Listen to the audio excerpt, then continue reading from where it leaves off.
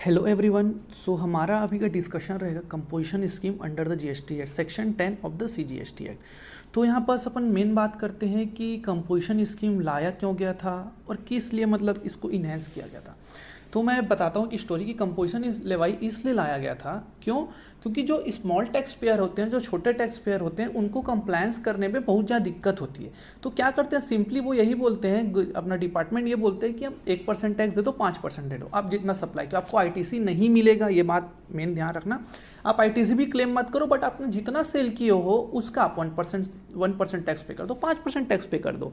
तो यहाँ पास एक टर्नओवर लिमिट है कि आपका अगर 1.5 करोड़ से कम आपका टर्नओवर है तो आप इजीली, यहाँ पास बात है कि इजीली आप कंपोजिशन स्कीम पे ऑप्ट कर सकते हैं। चॉइस आपका यहाँ पास कंपलसरी नहीं है। तो इजी और सिंप्लीफाइड बिजनेस करने के लिए ही उन लोगों को, मतलब बिजनेस सिंप्लीफाइड और इजी बिजनेस करने के लिए हेल्प हो सके स्मॉल टैक्स पेयर्स को, उन रिटर्न को फाइल करने के लिए, उसी कारण कंपोजिशन स्कीम यहाँ पास लाया गया था।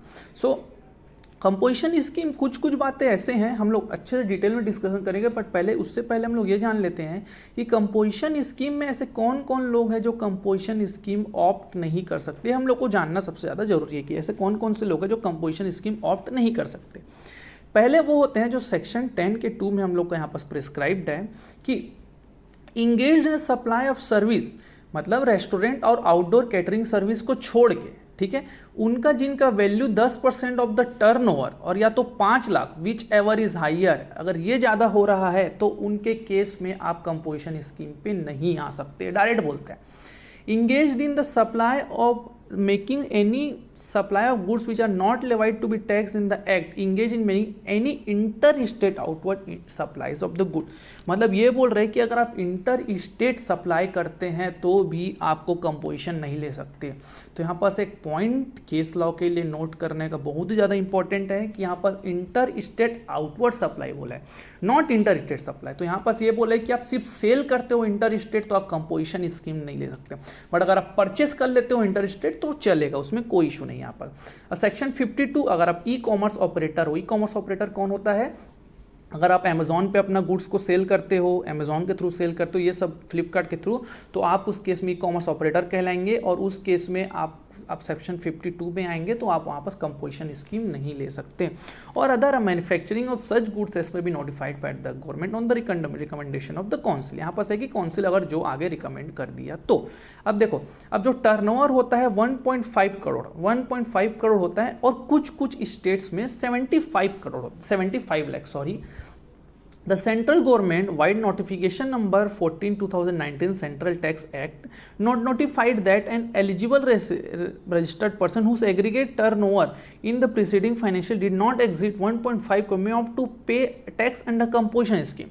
The said aggregate turnover shall be 75 lakh in case of person registered under this stage। मतलब इस स्टेज में 75 लाख हो जाएगा।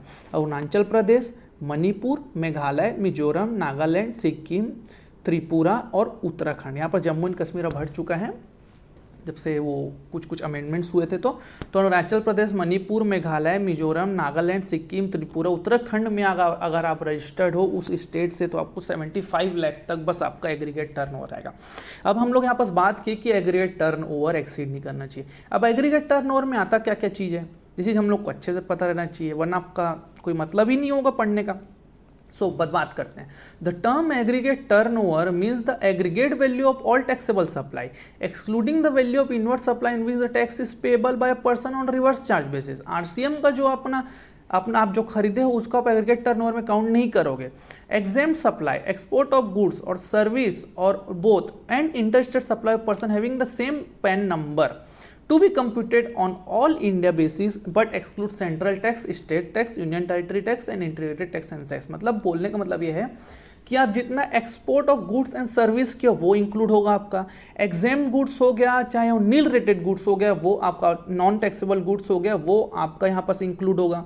And inter state supply between distinct person having same pan, जो आप इंटर स्टेट जो सप्लाई कर रहे हो सेम पेन नंबर पे अलग अलग, मतलब पर्सन सेम हो पर रजिस्ट्रेशन अलग है, तो उस केस में supply on own account on behalf of principal, मतलब खुद के अकाउंट पे प्रिंसिपल के बिहाफ पे आप एजेंट हो तो सप्लाई करो तो एग्रीगेट टर्नओवर पे काउंट होगा। बट एग्रीगेट टर्नओवर एक्सक्लूड करता है क्या कहते हैं, जो आरसीएम में आप किए हो और जो टैक्सेशन लगता है जीएसटी एक्ट के तहत और एक कंपनसेशन सेस है, ये चीज़ यहाँ पर एग्रीगेट टर्नओवर पे काउंट नहीं होता। अब कुछ इंपॉर्टेंट पॉइंट्स ये हैं, टर्नओवर जो होगा वो कंप्यूटर होगा पैन वाइज से होगा, मतलब आप पूरे इंडिया बेसिस पे होगा, इंडिया पैन के बेसिस पे होगा calculate. The partner and the partnership firm will have different PAN number, thus the turnover of partner and partnership firm will not be aggregated. यहाँ पास पार्टनर और पार्टनरशिप फर्म का जो टर्नओवर है वहाँ पास एग्रीगेट नहीं होगा। The HUF and the individual the company has different PAN number, hence the turnover of कर्ता of HUF in his individual capacity turnover करता ऐसा कर्ता of HUF will be not be aggregated, मतलब जो HUF का अपना कर्ता रहता है वो इंडिविजुअल कैपेसिटी में और जो HUF है और क्या बोलते हैं वो कर्ता का, उन दोनों का अलग अलग एग्रीगेट हो, क्योंकि आपस पैन दोनों का सेम नहीं रहता, अलग अलग पैन बनता है। सो यहाँ पर हम लोग थोड़ा सा ऊपर तो हम लोग इतना तो जान ही लिए हैं कि क्या होता है। अब अपन एक एग्जांपल करते हैं कि क्या वो कंपोजिशन स्कीम के लायक है कि नहीं है, आपको इससे ज़्यादा इजीली हेल्प होगा। Ram and company being a trader of cell phone registered the GST in the state of the Tamil Nadu and furnish the following information related to preceding financial year. अब तमिलनाडु में रजिस्टर्ड है तो क्या है 75 लाख के लिए है कि 1.5 के लिए, तो यहाँ सीधी सी बात है 1.5 करोड़ के लिए, क्योंकि तमिलनाडु यहाँ पास हम लोग के 75 लाख में, मतलब जो रेड लिस्टेड स्टेट्स है उसमें नहीं काउंट होता। Inter state supply of taxable goods ये एलिजिबल है, मतलब काउंट करेंगे टर्नओवर, बट अपन ये देखते हैं कि एलिजिबल है कि नहीं। Inter state of the exempted good ये भी टर्नओवर में काउंट होगा। Inter state supply of taxes ये भी अपना काउंट होगा। Inter state of exempted service ये भी काउंट होगा। इंटरेस्ट ऑन और डिपॉजिट लोन सेटलमेंट ये हम लोग का काउंट नहीं होगा एग्रीगेट टर्नओवर पे, क्योंकि आप लोग डेफिनेशन ऑलरेडी पढ़ चुके हो। सो यहाँ पास अगर आप टोटल करोगे तो 138 लाख आपका एग्रीगेट टर्न होता है, 120, 10, 5, 3 एंड 138। अब देखो अपना यहाँ पास बात आता है कि वैल्यू ऑफ सर्विस, हम लोग के पॉइंट पढ़े थे कि वैल्यू ऑफ सर्विस 10% या तो turnover 5 lakh, whichever is higher. अगर यहाँ पास ये आगे क्रॉस हो जाता है तो आप नहीं ले सकते। तो यहाँ पास आउटवर्ड सप्लाई कितना हुआ है, आप intra state supply of taxable service किए हो 5। ये मेनली स्कीम इसलिए लाया गया था क्योंकि कुछ लोग ऐसे होते हैं जो गुड्स के साथ साथ सर्विस भी सेल करते हैं। जैसे आप कोई रिपेयर शॉप में जाओगे, कोई शोरूम पे जाओगे तो वो लोग आपको गाड़ी भी बना के देंगे और आपको गाड़ी भी सेल करते हैं, तो उन सब चीज़ों के कारण यहाँ पास लाया गया। एंड अब एग्जेम्प्टेड आउटपुट सर्विस यहाँ पास है 3 लाख का, तो टोटल वैल्यू ऑफ सर्विस हो गया अपना 8 लाख का। तो यहाँ पर supply of service upon turnover करेंगे तो 5% है, तो यहाँ पास 10% से कम ही है वो, ठीक है। और परमिशेबल लिमिट है अपना 10% टर्नओवर 13.80 लाख। तो यहाँ पास ये होगा कि तो यहाँ पास देखेंगे कि अंडर द लिमिट है, ठीक है। और देखो और यहाँ पास देखेंगे वी अपन पढ़े थे 10% of turnover 5 lakh whichever is higher, तो ठीक है। यहाँ पास 13.8 लाख तक के आपके लिमिट में ही है, तो उस केस में आपका क्या होगा, आप कंपोजिशन स्कीम को ऑप्ट कर सकते हैं। In the given case supply of service excluding interest earn on deposit and loans and notes did not exceed the permissible limit, hence the RAM and company is eligible for composition in the current financial year। Her financial year के लिए composition scheme को देखा जाता है, उसके बाद वो change हो जाता है। तो अब हम सेकेंड एग्जांपल देखते हैं। सेकेंड एग्जांपल अपना कौन से क्वेश्चन का, ये 93। Messrs X Limited being a manufacturer of laptop has a 4 factories in Chennai, Salem, Coimbatore and Madurai। Salem यहाँ पर टर्नओवर देखिए कि हम लोग को टोटल टर्नओवर पे यहाँ पास काउंट करना पड़ेगा पैन बेसिस पे। तो अगर आप टोटल चेन्नई, सालेम, कोयम्बटूर, मादुराई और चेन्नई ये सब का काउंट करेंगे तो 151.51 है। लेकिन यहाँ पास एक बात देखिए कि including taxes at the rate 18% लिखा हुआ है, हम लोग को टैक्स को एक्सक्लूड करना पड़ेगा। टैक्स को एक्सक्लूड करेंगे तो 1.28 लाख आएगा, मतलब 1.28 करोड़ आएगा। तो यहाँ पास कंपोजिशन आप ऑप्ट कर सकते हैं, ईजिली आपका टर्नओवर 1.5 से क्रॉस नहीं हुआ है। इंक्लूजन और एक्सक्लूजन ऑफ द टैक्सेशन को आपको देखना पड़ता है। 94 Messrs Paul Limited being a trader of laptop has 2 unit in Chennai and Mumbai. Chennai में 52 का अपना टर्नओवर है और मुंबई में 12 लाख का है। You are required to calculate the following. क्या MS limited composition of the current limit के लिए, यस आपका देखें, आप अगर देखें तो यहाँ पास कंपोजिशन कंपोजिशन स्कीम के लिए दोनों के लिए वो एलिजिबल है, दोनों के केस में, क्योंकि यहाँ पर टर्नओवर एक्सीड नहीं किया है। If so can of scheme for Chennai location, normal scheme for Mumbai, नहीं आप ऐसा नहीं कर सकते।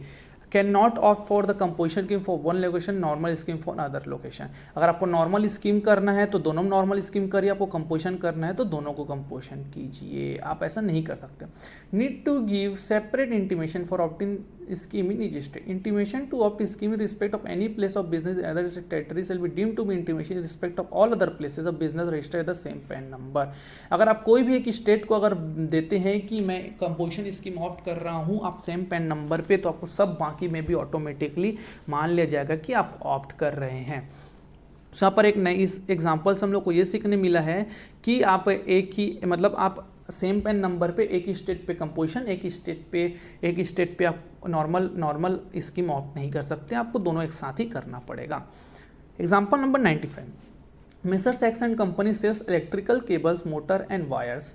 Company also undertake repair of switches, motor sets, turnover during preceding financial year on sale of goods 59 lakh, whereas repair unit का 1 ही लाख है। तो यहाँ पर कंपोजिशन स्कीम में वो आ सकता है कि नहीं आ सकता। तो सप्लाई ऑफ सर्विस यहाँ पर अगर अपन बात करें तो 10% of the turnover of in a state और 5 lakh whichever is higher. तो यहाँ पर अगर अपन बात करें तो वैल्यू ऑफ सर्विस यहाँ पर कितना है 1 लाख है और टोटल अपना है 60 लाख, तो 1.67%। तो यहाँ पर क्या है तो बेनिफिशियल है, मतलब यहाँ पर कंपोजिशन स्कीम वो ले सकता है क्योंकि टर्नओवर के लिमिट के अंदर है भाई, वो 10% और 5 लाख भी क्रॉस नहीं कर रहा है वो, और 10% भी वो क्रॉस नहीं कर रहा है, 1.67% हो रहा है। अगर अपन ये देखते कि अगर यहाँ पास 5 लाख, अगर अपन 60% 60 लाख का अगर 10% देखें तो 6 लाख होता है। अगर 7 लाख हो जाता वहीं पास अपना रिपेयरिंग यूनिट का जो अपना सर्विस है, उस केस में आप कंपोजिशन ऑप्ट नहीं कर पाते। Mister A is a paper merchant own 5000 equal square feet shop at Chennai. Mister A offer extra space available in the shop to supply to put up their advertisement. His turnover in previous year for sale of goods is 20 lakh and advertisement service 2 lakh. Mister A is eligible composition scheme in the current year. Value of service 2 divide by 22 का 9.09 है, तो यहाँ पास आप allow कर सकते हैं, simple सी बात है, सब क्वेश्चंस में यही बताया जा रहा है।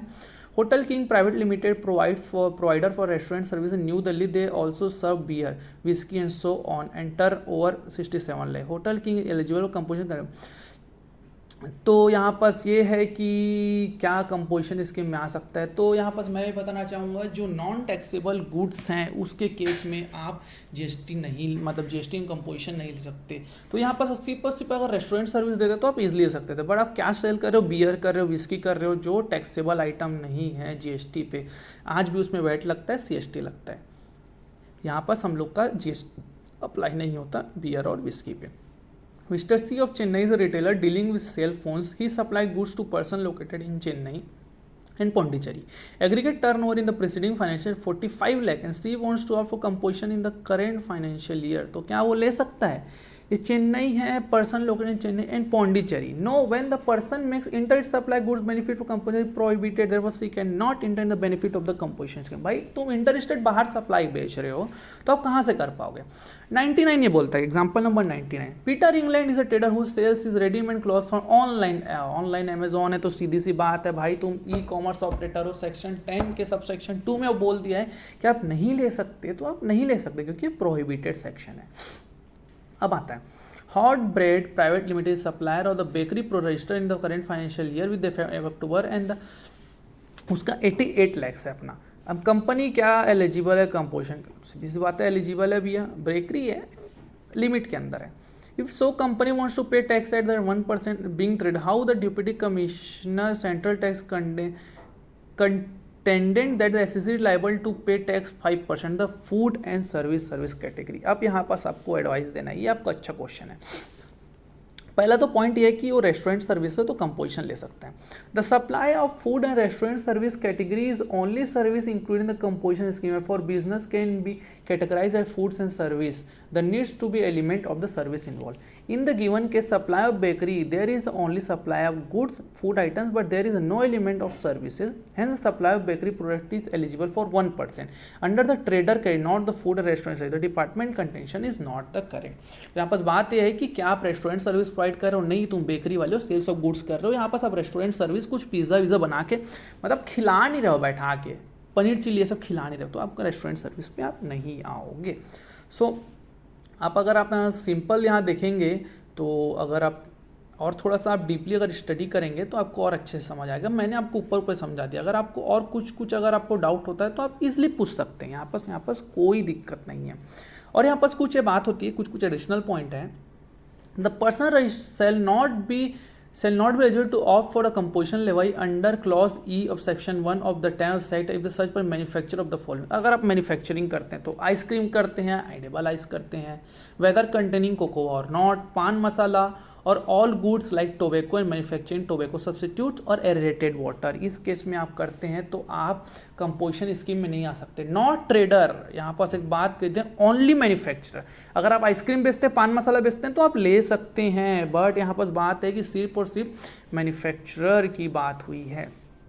सिंपल है। आपको रजिस्ट्रेशन भी नॉर्मल तरीके से लेना पड़ेगा, बट रजिस्ट्रेशन के टाइम आपको बताना पड़ेगा कि आप कंपोजिशन स्कीम ऑप्ट कर रहे हैं कि आपको नॉर्मल स्कीम, और हर साल पे टर्नओवर के बेसिस पे आपको ये देखना पड़ेगा कि आप कंपोजिशन ऑप्ट कर रहे हैं कि आप नॉर्मल स्कीम ऑप्ट कर रहे हैं। तो यहाँ पास कंपोजिशन में एक फ़ायदा है कि आपको क्वार्टरली रिटर्न फाइल करना पड़ता है, बट ये है कि आपको अपने जेब से टैक्स का पेमेंट करना पड़ेगा। सो यहाँ पास अपना कंपोजिशन स्कीम का बेसिक्स लेक्चर यहाँ पास कंप्लीट होता है। हम आगे और एक वीडियो अपलोड करेंगे, तो आप बने रहिए हमारे चैनल के साथ। Thank you.